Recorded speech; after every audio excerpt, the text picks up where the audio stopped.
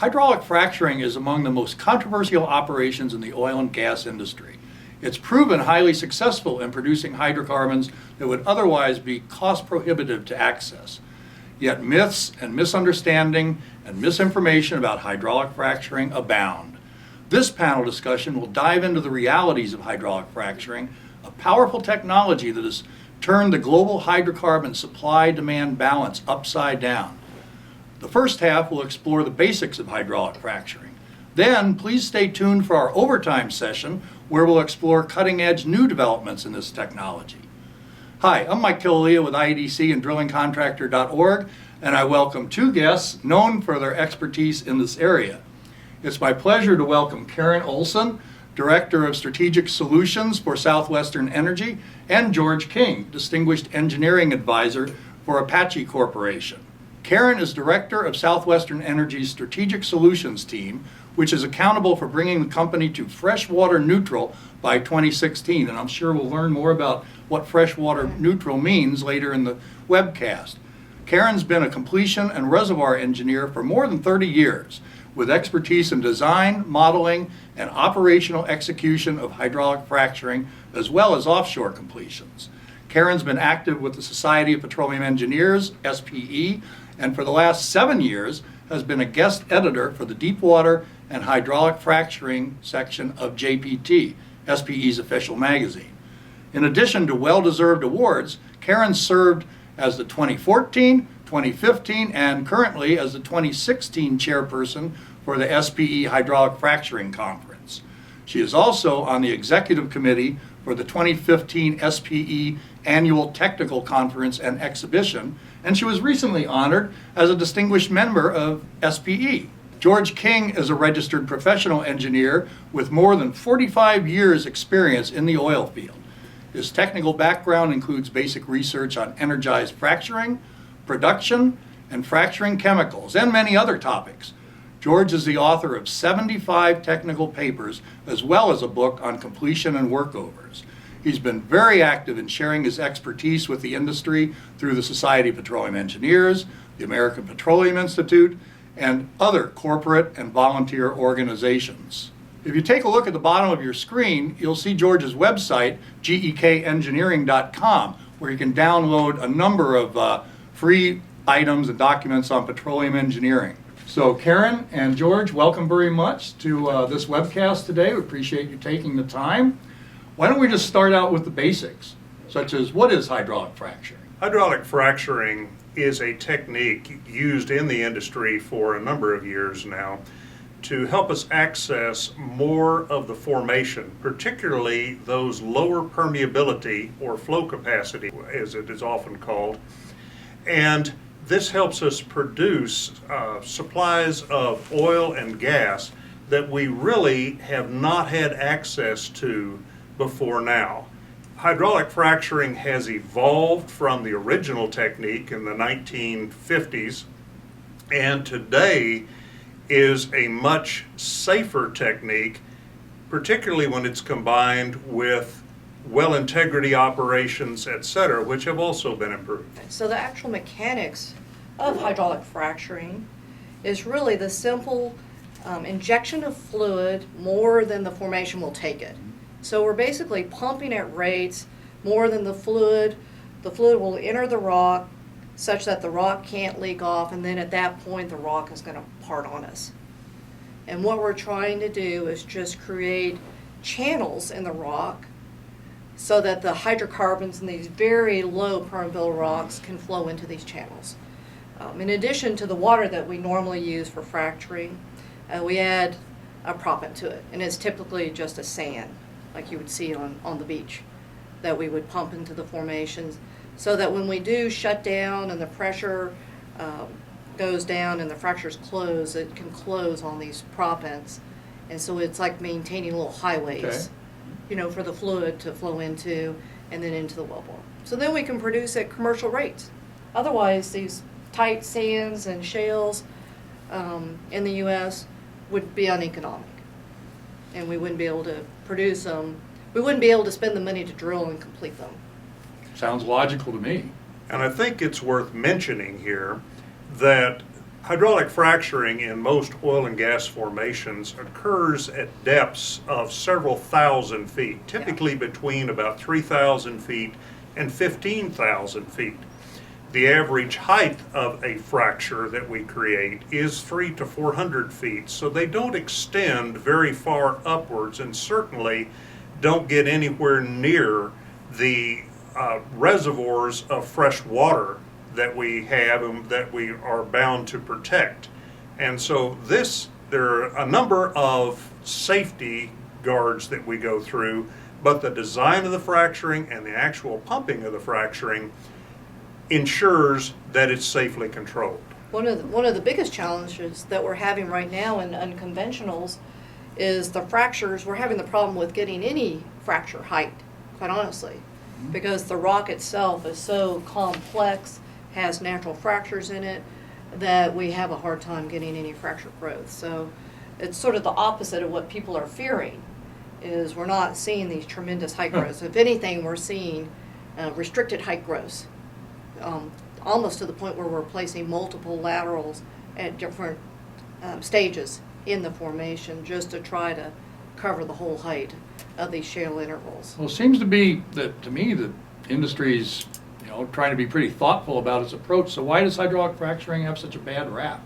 The initial hydraulic fracturing was done in areas that were very rural, often on large farms or ranches where we had room to kind of spread out a little bit. Nobody minded the truck traffic.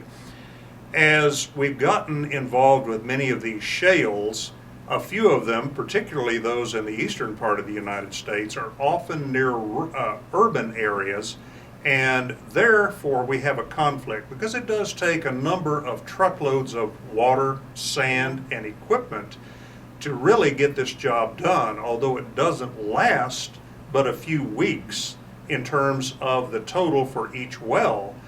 There is a lot of traffic, and communities need to be able to work with the developers to route this traffic in terms of the place it runs and the time, and that way minimize the conflict that we have with urban customers. And we have moved, like you said, into areas that aren't used to oil and gas. Prior we've been primarily in Texas, Louisiana, Oklahoma, and now we're moving into the Pennsylvania areas, even though there's been oil and gas in Pennsylvania since the beginning. Right? Drake Well, huh? Drake Well, but then again, we weren't doing, long horizontals with lots of fractures in it. So perhaps some education is in order. I was surprised, George, to hear you say that we started this in the 50s, because I think a lot of people think that hydraulic fracturing is new technology, and therefore we have no idea of the long-term impact that it could have. Can you expand on that? Okay, the original frac job was pumped in 1947. Wow. And it was commercial by 1949 to 1950, and very, very widely practiced in the petroleum engine society or petroleum area of the central U.S., the ones that Karen had mentioned. It has spread from there, and the interesting thing, as I mentioned earlier, fracturing is an evolving technique. It was fractured, again, water, sand, a minor amount of chemicals in the original 1950s wells, but as we moved into lower permeability areas such as tight gas in the 1970s, the fracturing evolved to fit that niche, and then when we moved into the shales, the fracturing evolved again, and together with a combination of horizontal wells, we were able to reduce the actual well count by a factor of 5 to 10 over the vertical wells. We put more of the fractures in this horizontal part of the well. Now, that really cuts the risk down for any kind of pollution at the surface when you're pumping a frac, because there's only one penetration of the aquifer of the upper sands in any particular well. And so we've been able to develop a lot with a very few wells, often on a small pad. We're trying to cut down the conflict and the footprint, and by doing so, we have developed several areas in which the total footprint was cut by over 90% as we've grouped wells together and taken advantage of a lot of new technology that's come on to help us do this. But the bottom line is that fracturing has changed marginally over this time. Anyone who fracked in the 50s would still recognize what we're doing today. It's just the volumes, the rates, some of the additives are different, but they're different for a specific purpose, and that's adapting it to a need. So horizontal drilling has enabled us to reduce the number of penetrations into the earth we've made, which like by a ratio of 5 to 1, I think I heard you say. So we've talked about, this is not a new technology. We've talked about the importance of horizontal drilling, but so is it really the combination of advances in horizontal drilling and hydraulic fracturing that have enabled the shale revolution? Well, it was interesting that the first shale well in America was drilled in New York State in 1821. Huh. Wow. And it was hand dug. They actually flowed the gas into Fredonia, New York. It lit the street lamps of town there for about 40 years. The first oil well, 1859, was also a breakthrough in that area, but it was, of course, near Titusville, Pennsylvania. Mm-hmm. But the interesting thing about these two wells is that the total depth of this first shale well, shale gas well, was 28 feet deep, and they hit flowing gas. Wow. And so gas has been consistent in this area. It occupies the same zones as For a fresh long time. water, and it's done that for millions of years. Yeah. Whereas the Drake well, it was only 69 and a half feet deep and hit flowing oil. So these are shallow deposits, and that was the birth of the American oil and gas industry, and those areas were the capital of that for another 25 or 30 years before drilling actually spread from there. So we've known about these shale formations for a long time.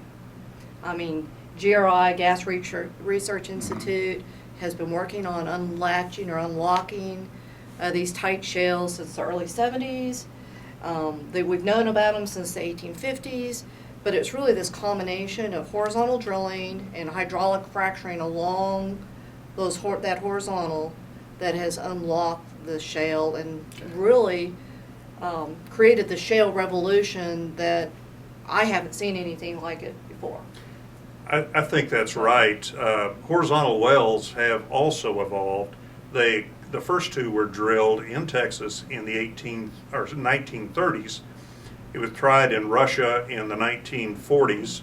We tried them again in the 1950s. Finally made them work by combining them with fracturing in the 1970s. And in fact, the first patent on multiple fracked horizontal wells was issued in 1974, so over 40 years ago. Wow.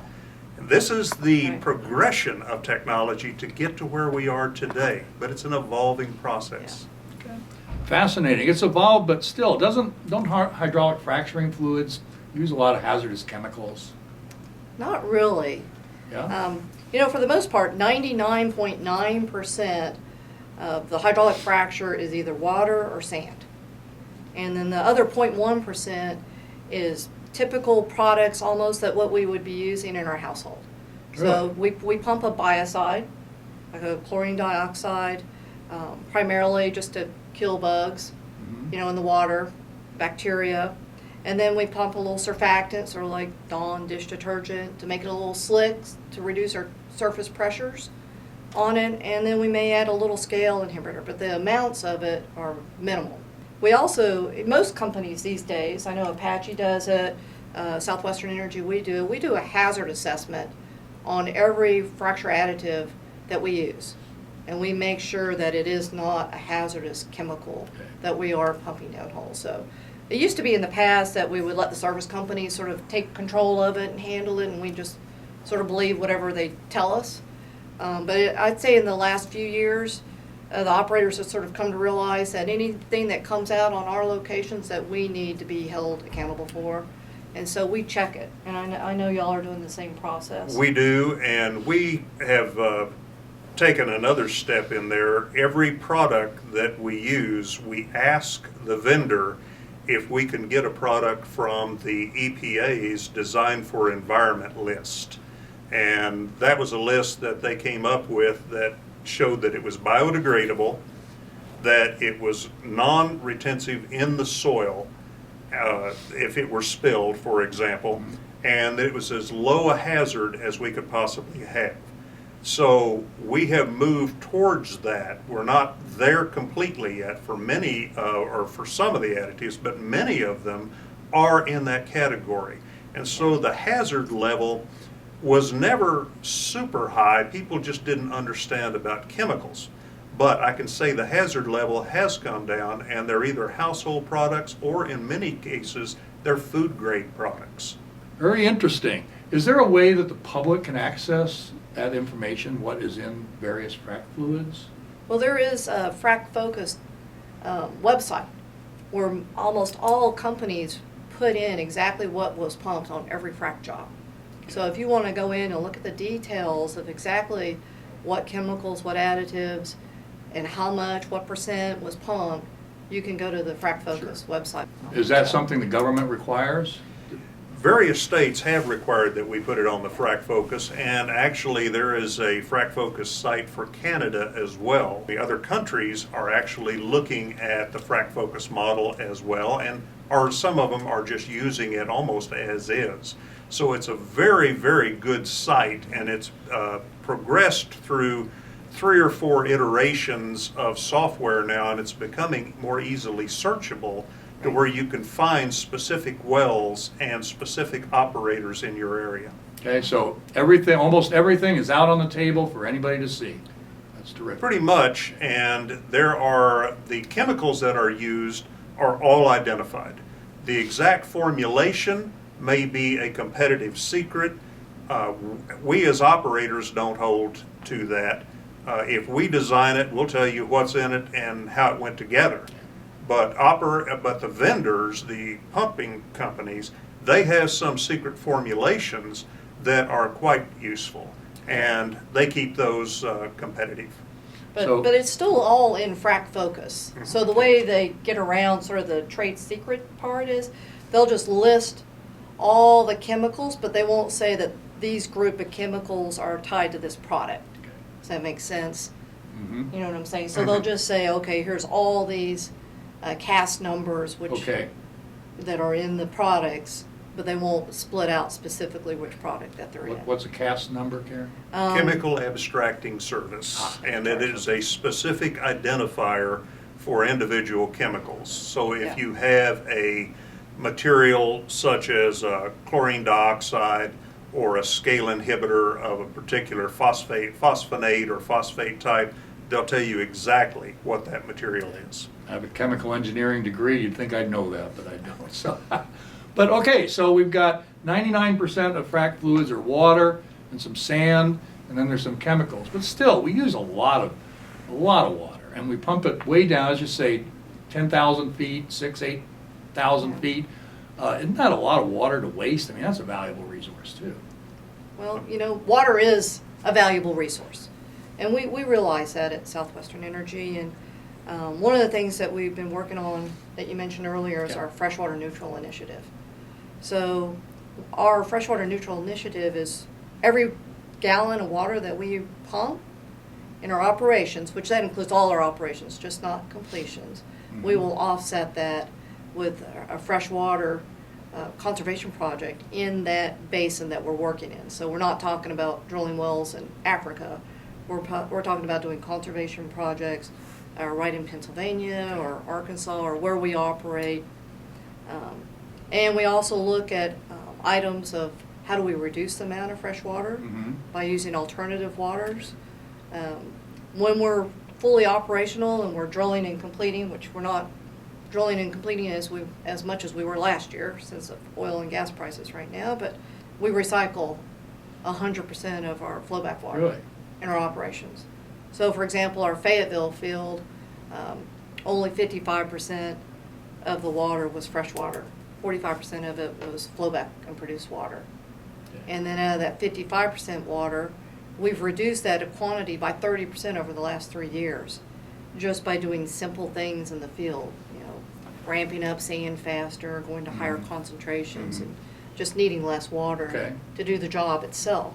Some of the conservation projects that we've done to put fresh water back into the environment is there's a lot of old coal mines. For anybody that lives in Pennsylvania or West Virginia will know there's a lot of acid mine drainage, a lot of killed, you know, dead rivers where the pH is high and you can just feel your throat get scratchy when you walk by the river because it's just so acidic. And one of the projects that we've done is we've cleaned up the Fallbrook part of the Tioga River by putting in limestone embankment Okay. beds and polishing ponds to raise the pH back up, take out all the heavy metals, and then we're putting it back into the stream. And that's 10.7 million barrel project Wow. in itself. So oil and gas Yeah. companies kind of cleaning up after the coal Yeah. mines, huh? Yeah, these old coal mines where the previous owners just disappeared. And so there's no going back to them. You can't find them. Sure. And so then it becomes the responsibility of the states. And it's good for us too. You know, the communities appreciate what we do. So it helps Absolutely. with our license to operate in the areas. The state likes us, you know, for doing, you know, helping them out, cleaning up the rivers. We've done some dam removal projects and setting up streams that the Corps of Engineers. I hope you bless. get credit for that in like the local press too. We get a little credit Yeah. on there, so we'll get in the local newspaper. But it was really our CEO that said, you know, we really need to, you know, be part of the communities and take ownership of the fresh water that we're using. Okay, fantastic. So, Okay. And y'all have something Yeah. along Apache- those lines. Apache does it a little bit differently. We take a lot of the water that flows back, plus some of the brine zones that are not suitable for either humans or agriculture in any fashion. In other words, the higher salinity type brines. And we take that and make fracturing fluid out of it. And in many areas, we're recycling 50 to 80% or more. And in one area of West Texas, we actually made 100% of the frack water from either produced brines Okay. or brines that could be flowed out of some of the deeper aquifers, even below fresh water. And we did not even use a barrel of fresh water to fracture with. Now, on the comment of a lot of water used, I think we need to put this in perspective Okay. with other types of energy. And if you look at the so-called renewable fuels, such as ethanol and soy diesel, we need to look at the amount of water that is required for these types of crops and complete all the way through refining of these products to something you could burn in an engine. And when you do that, you find that ethanol requires about 2,000 gallons per 1 million BTUs, or British thermal units. It's just a measure of energy, a unit of energy out there. Ethanol requires 2,000 gallons of water per that 1 million BTUs. Soy diesel requires 30,000 gallons of water Wowee. for 1 million BTU. Natural gas, in what we use for fracturing, requires 2 gallons of water Yeah. per million BTU, and natural 2 gallons, gas. 2 gallons, not 2,000, not 2 million, not 200. 2 gallons. 2 gallons. And 2 gallons per million BTU, Wow. and that is the most clean burning of the fuels. Yeah. Whether they're renewable or not, this is the cleanest primary fuel we have. And that's 2 gallons, and it's not necessarily fresh water Good point, yeah. on there. So when we're It talking could be- about brines, and we're talking about Right. high salinity water, you Yeah. can't use it it's not for arable fields, it's not for drinking. Right. We even use treated sewage effluent. Wow, And what we found is that with the modern city sewage treating, putting it all together, where they would flow it into a river, we actually like to get that water because that's cleaner than many of the runoff waters that we find. We just put a little extra biocide in there, and we've got a good fracturing fluid base, and it isn't dumped in the rivers. very favorable comparisons to similar renewable energies. What about some more ordinary activities like watering golf courses, how does that compare water usage wise to fracturing? How much do we use for that? If you counted the number of U.S. golf courses and just made an assumption, and really it's a pretty good measurement of how much water is used, the golf courses of the United States will use more water in a month than the entire oil and gas industry will use in a year. Wow. It's phenomenal. Yeah. And if you look at the industries by state, the oil and gas industry, even in Texas, Arkansas, Pennsylvania, we only use less than 1% of the water compared to other industries. See, this is not, what So- is widely reported, it doesn't seem like. So just think about that, folks, when you're ready to tee off on one of those beautiful green courses. Think about fracturing. But okay, well, that's all great, but doesn't hydraulic fracturing cause earthquakes? Well, you do, and it's possible for any fluid injected into the ground to cause an earthquake. The leading cause of man-made earthquakes are freshwater dams or freshwater lakes backed up behind dams, particularly at high elevation. Really? The Hoover Dam, for example, has generated over 1,000 earthquakes in the first 5 or 6 years after it was built, and some of them fairly large. And there's been other areas where dams, especially at high altitudes, such as China and India, have actually produced some very, very damaging and deadly earthquakes. When we get back to the oil and gas, most of the seismic activity is from disposal of produced water, not so much by fracturing, because the volume we use in fracturing is small compared to the total produced water over the life of the well. In some areas, it's much worse than others. So what we really look at is how many of the UIC2 classification, how many of those 150,000 wells have actually been involved in seismic. And we find that there's only a couple of double handfuls of those wells resulting from they weren't put in the right place or they were injected much too deep into basement rocks, for Right. example. They weren't placed in the right geological setting to dispose of the water. Okay. So they were trying to, as you said, especially in Oklahoma, Mhm. that's one of the findings they're seeing there is the disposal wells that have been the bad actors have been actually placed down in the basement. Okay. Basement rock Is- being rock with just like almost solid. It's like a slab. Yeah. No porosity. And it no may permeability. have some deep faults in there that Yeah. can generate earthquakes more easily. Now, Okay.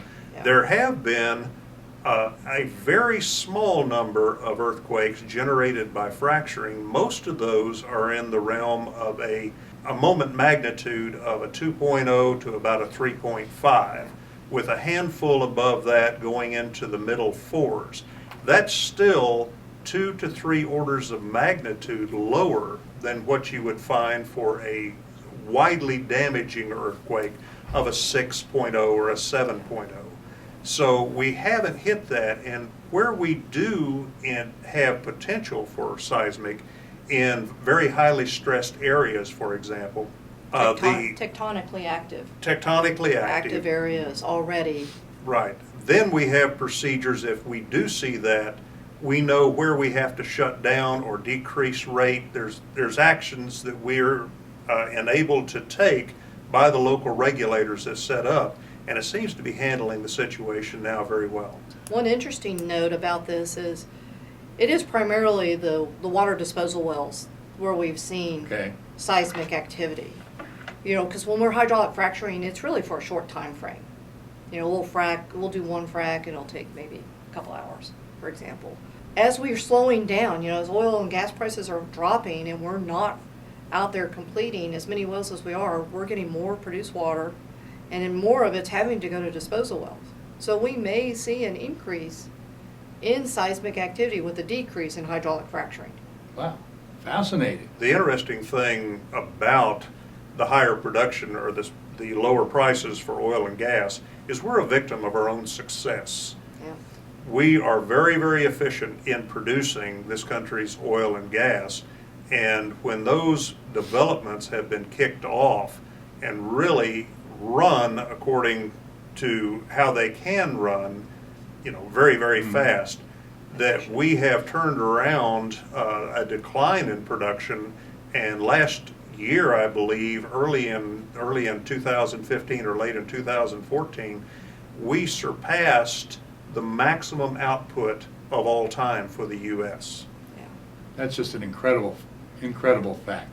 And that leads me into kind of my last question for our first half, which is cutting to the bottom line. So hydraulic fracturing, how does it benefit the average guy? The main thing is, look at oil prices right now. We're the victim of our own success, like you said. If we didn't have the shale revolution, we'd be looking at over $100 oil right now. And we'd be paying $4 or more at the gas pump. Almost unquestioned. And just think what your electric bill would be, if it's hot or cold, for heating and cooling. Right now, my electric bill is cheaper than my water bill. Yes. The water bill is getting outrageous and electricity's cheap. It's not because we're using it all in fracturing. And is it's it? not because we're using it in fracking. There's no fracking. Well, water is a very limited resource, and that's the one thing we have to realize. Many of the uses of water that we have in this country are non-sustainable, and in areas like California, they're already seeing the effects of this. So we need to be wise on any natural resource we use, be it hydrocarbons or water. We have a limited supply. Thanks, you guys. It's a very compelling portrait of the realities of hydraulic fracturing, its impact, its benefits.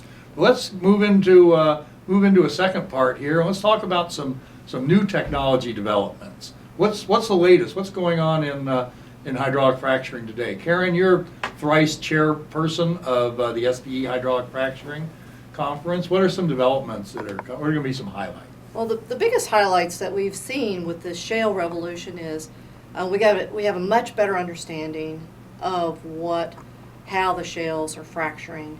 We're getting better software modeling tools to model so we can optimize these fractures and know how much water, how much profit we should be pumping.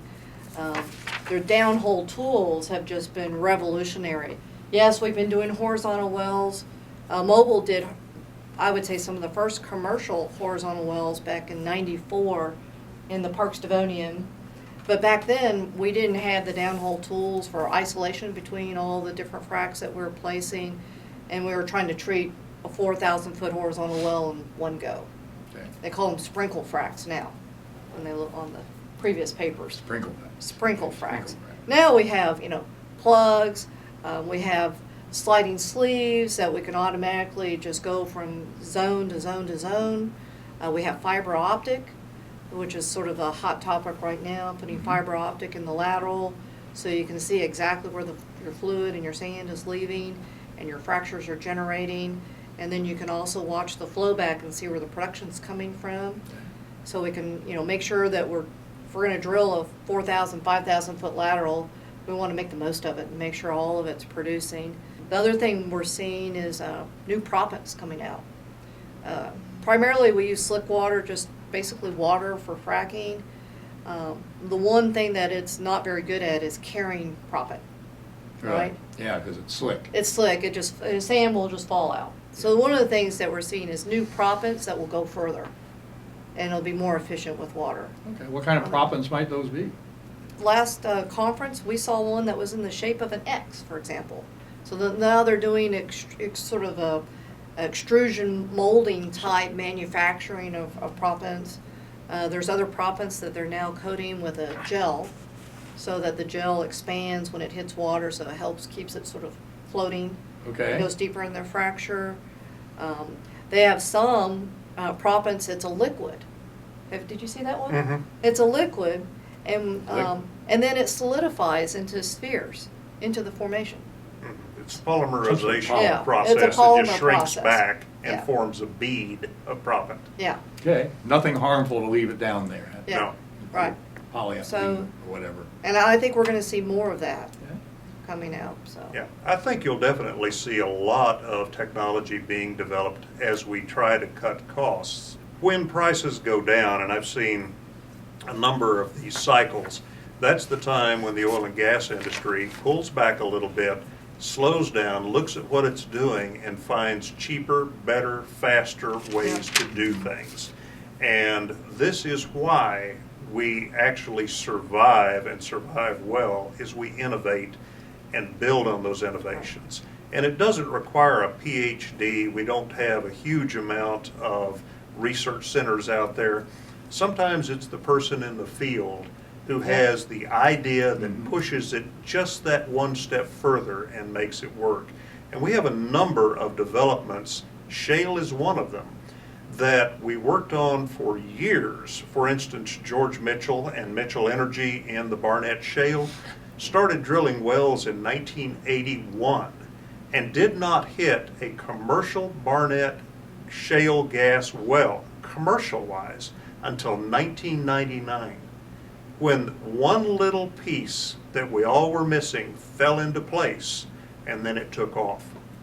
So it's that innovation, it's the recognition, but it's all of the inventors and the innovators out there really coming together at the conferences, like the one that Karen is chairing, and sometimes it's just shop talk that gets that breakthrough. Absolutely. Well, George, begs the question, I've got to ask, what was the one little bit that made Mr. Mitchell's efforts for 18 years finally succeed? It was very interesting, and I went back and researched this and wrote about 30 years of the history that we've done in shales and published that in 2010 with Society of Petroleum Engineers.